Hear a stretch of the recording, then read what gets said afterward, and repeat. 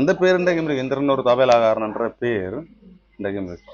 இவர் ஒரு மிருதங்க கலைஞர் மட்டும் இல்லை, யாழ்ப்பாணத்தில் மட்டும் இல்லாமல் இன்னைக்கு இலங்கையில் இருக்கிற பல இடங்களிலும் வாசிக்கப்படுகிற மிருதங்கம் இவரால் செய்யப்பட்டது தான்.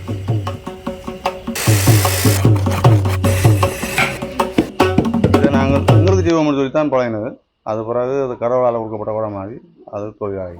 தேவேந்திரன் ஒரு மிருதங்க கலைஞராக தன்னுடைய வாழ்க்கையை ஆரம்பித்து இன்னைக்கு பலருக்கும் மிருதங்கத்தை வழங்கக்கூடிய ஒரு கலைஞராக மாறியிருக்கிறாரு. தொழில் ரீதியாக நாங்கள் பார்க்குறத விட ஒரு எங்களுக்கு வழங்கப்பட்ட ஒரு பணியாற்றி கொண்டிருக்கோம்.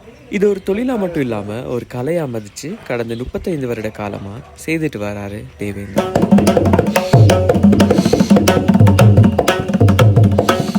இங்கே ஊராக உள்ள வாத்தியம் முழுக்க இஞ்சான் வாத்தியம் முழுக்க இங்கே தான் இருந்து போகுது. இஞ்சான் தெரியும்.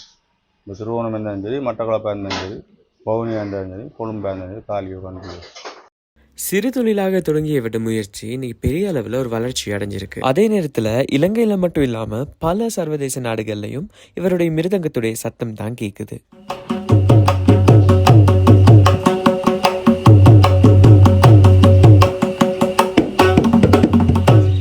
ஜெர்மனில் இருக்குது, ஃப்ரான்ஸில் இருக்குது, லண்டனில் இருக்குது, கனடாவில் இருக்குது, அமெரிக்காவில் இருக்குது, ஆஸ்திரேலியா இருக்குது. எங்கே கொண்டு போனாலும் எங்களோட மிருதங்கம் தாழ்ந்தில்லை.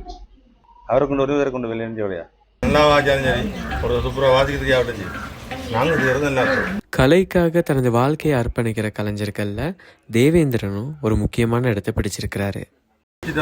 எல்லாம் தெரியும் என்று சொல்லி அதாவது முடிக்கவும் எல்லாம் தெரிஞ்சு கொண்டு புதுசு புதுசாக வந்து கொண்டே இருக்கும், புதுசு புதுசாக போய்கொண்டே இருக்கும்.